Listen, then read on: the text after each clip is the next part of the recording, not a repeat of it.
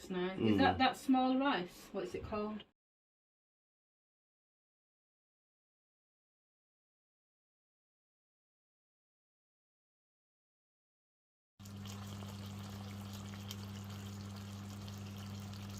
খাসির রানের roast, mutton leg roast রান্না করতেছি।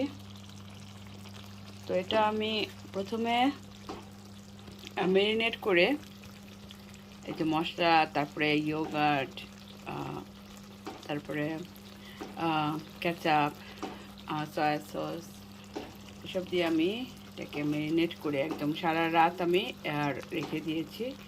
এই যে ম্যারিনেট করে ওভারনাইট রাখা হয়েছে,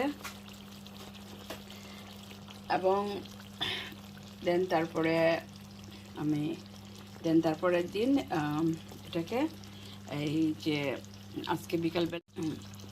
আজকে বিকেলবেলা এটাকে আমি ওভেনে আমার gas mark 6 to 7 gas mark প্রথমে আমি প্রিহিট করছি 5 গ্যাস মার্ক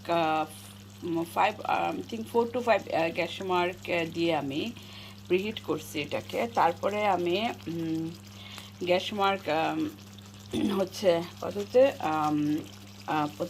প্রথমে গ্যাস মার্ক প্রথমে আমি 5-এ দিলাম, দেন আমি 6 থেকে 7-এ দিলাম। এটাকে আমি হাফ অ্যান আওয়ার ওভেনে এটাকে আমি কুক করে নিলাম।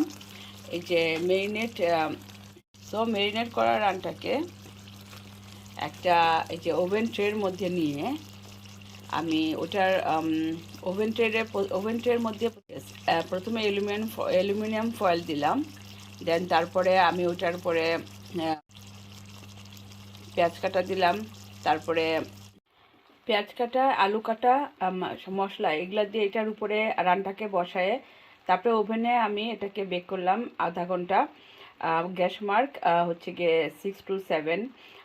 ওকে, দেন এখন আমি এটাকে একটা ফ্ল্যাট একটা কড়াইয়ের মধ্যে ননস্টিক ফ্রাই প্যানে নিয়ে তারপরে আমি এটাকে ভুনা করতেছি। ভুনা করার পরে যে এখন শেষের দিকে একটু ভুনা হয়ে আসছে, তো আমি আলুগুলা উঠায় রাখছি। আলুগুলা উঠায় রেখে তারপর আমি দুধ দিয়ে ঘন ঝোল করে তারপরে এটার উপরেও আমি এইভাবে করে দুধ দিয়ে এটাকে একদম কম আঁচে রেখে আমি উল্টা পাল্টা জাল দিতেছি।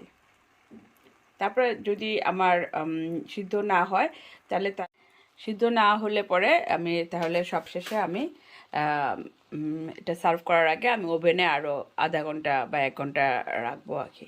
ওকে, ধন্যবাদ। Looks nice. Is that small rice? What is it called?